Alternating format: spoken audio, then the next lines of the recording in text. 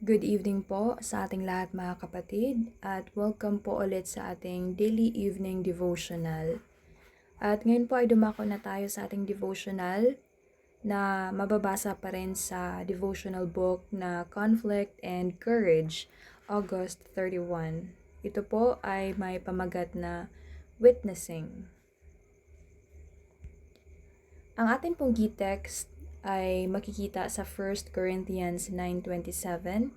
Ang sabi dito, "But I keep under my body and bring it into subjection, lest that by any means, when I have preached to others, I myself should be a castaway." As God called Daniel to witness for him in Babylon, so he calls us to be his witnesses in the world today. In the smallest as well as the largest affairs of life, he desires us to reveal to men the principles of his kingdom. Many are waiting for some great work to be brought to them, while daily they lose opportunities for revealing faithfulness to God. Daily they fail of discharging with wholeheartedness the little duties of life. So sinasabi po dito na kagaya ni Daniel na ginamit ng Diyos bilang isang saksi sa Babylon, ay tinatawag din po tayo ng Diyos na maging saksi niya. Hindi lang po sa malalaking bagay, kundi pati rin po sa mga maliliit na gawain araw-araw. Dahil gusto po ng Diyos na makita sa atin ang mga prinsipyo ng kanyang kaharian. At madalas po, iniisip ng mga tao na kailangan ng malalaking pagkakataon bago sila makapaglingkod o magpatotoo. Pero nakakalimutan po or nakakaligtaan po natin na sa maliliit na bagay tulad ng pagiging masipag sa bahay, mabait sa kapwa, ay doon po nakikita ang tunay na pananampalataya. Kagaya po sa trabaho o kaya sa paaralan, kahit sa simpleng pagiging tapat sa oras, kunyari sa school, sa pagiging tapat kung may mga exams, hindi nangungopya, pagiging masipag, pagiging mabait sa kapwa, yun po ang mga tunay na patutuo na nagpapakita ng Diyos sa iyong buhay. So kaya huwag po nating isipin na para lang sa mga ministers, pastor, o malalaking gawain ang paglilingkod sa Diyos. Dahil araw-araw po sa maliliit na desisyon, maliliit na mabuting gawain, nagiging saksi na tayo para sa ating Panginoon. In the life of the true Christian, there are no non-essentials. In the sight of omnipotence, every duty is important. The Lord measures with exactness every possibility for service. The unused capabilities are just as much brought into account as those that are used.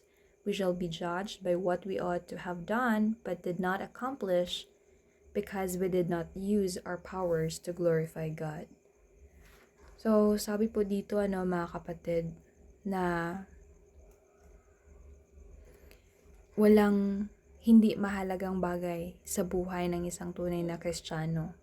Dahil sa paningin po ng Diyos, bawat gawain po ay mahalaga. At sinusukat po niya kung paano natin ginagamit ang ating kakayahan para maglingkod sa Kanya. Hindi lang yung nagawa natin ang tinitingnan niya, kundi pati yung mga dapat sana nating nagawa, pero napabayaan natin dahil hindi natin ginamit ang talento o ang pagkakataon na binigyan niya. So, kunyari, binigyan tayo ng talento na kumanta, magsulat, magturo, o kaya simpleng tumulong sa kapwa, at hindi natin ginamit iyon para magbigay kalulhatian sa Kanya, ay pananagutan pa rin natin iyon.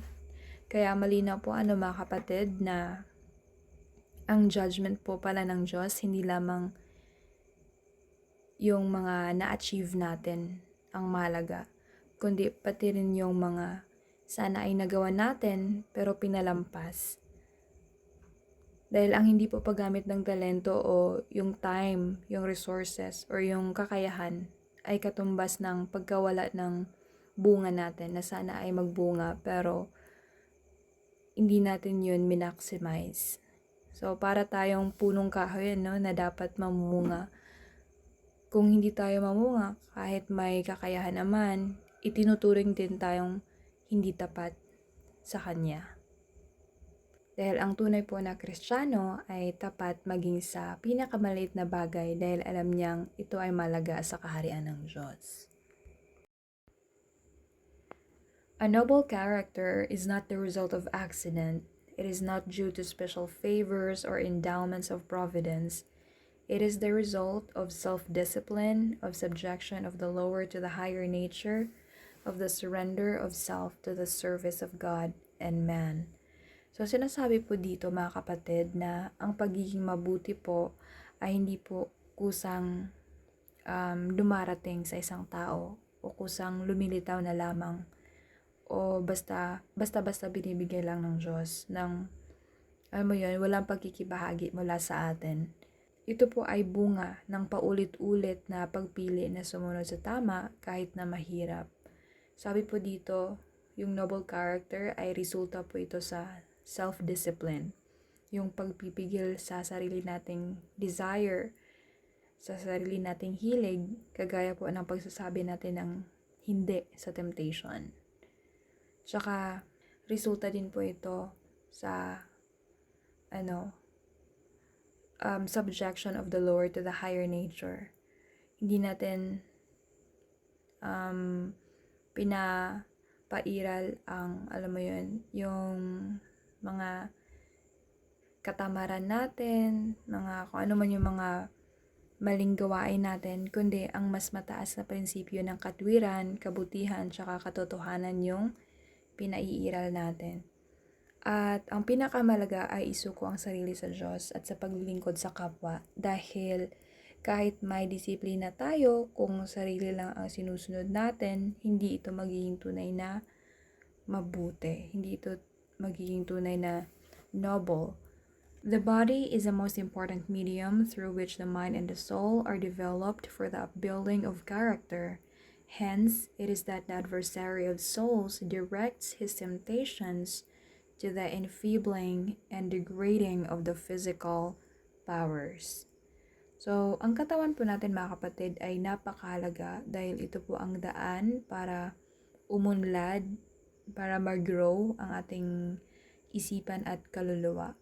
Dahil kung mahina po ang ating katawan at ito ay pinabayaan natin, ay naaapektuhan po ang ating pag-iisip at spiritual na buhay. Kaya nga ginagawa ng kaaway ang lahat para pahinain o sirain ang ating katawan sa pamamagitan ng temptation sa maling pagkain, pagpupuyat, katamaran, na hindi mag-i-ehersisyo, mga ganyan. At iba pang bagay na nakakasira ng kalusugan. Dahil ano po yung dahilan? Kapag mahina ang katawan, mas madali rin pong bumigay ang isip at yung kaluluwa natin. Tsaka mas mahirap buuin ang matatag na character kapag mahina yung body natin. So, minsan, hindi na natin nagagawa ang mga bagay na ikinalulugod sa harapan ng Panginoon. Kagaya ng pag-pray ng maaga, pagbabasa ng Bible. Minsan kapag gumising tayo ng maaga, parang nagmabadalit na tayo dahil papasok pa sa trabaho, papasok sa school, kasi late na nagising, kasi puyat nung nakaraang gabi dahil puro scroll lang sa social media, mga ganyan. So parang napapabayaan na natin yung tamang pagtulog. At dahil doon, nagiging mas weak yung katawan natin, wala na tayong gana na magbasa ng Bible kasi wala ng oras, o ano yung mga dahilan natin. Dahil nga, tayo rin ang may kagagawan, kulang tayo sa disiplina, at hindi natin inaalagaan yung kalusugan din natin. Kaya, minsan, sabi nga 'di ba sa Bible, the spirit is willing, but the flesh is weak. Kaya kailangan din po talaga natin na magiging strong physically. Kasi nagre-reflect din po iyon sa ating mental tsaka spiritual na aspeto. The body is to be brought into subjection to the higher powers of the being. The passions are to be controlled by the will, which is itself to be under the control of God. The kingly power of reason, sanctified by divine grace, is to bear sway in the life. Intellectual power, physical stamina, and the length of life depend upon immutable laws. Through obedience to these laws, man may stand conqueror of himself, conqueror of his own inclinations, conqueror of the rulers of the darkness of this world, and of spiritual wickedness in high places. So, sinasabi po dito na ang katawan po ay hindi dapat magdikta ng ating buhay. Hindi po ito ang maglilid sa atin. Tsaka yung feelings, yung damdamin natin ay dapat kontrolin ng ating will.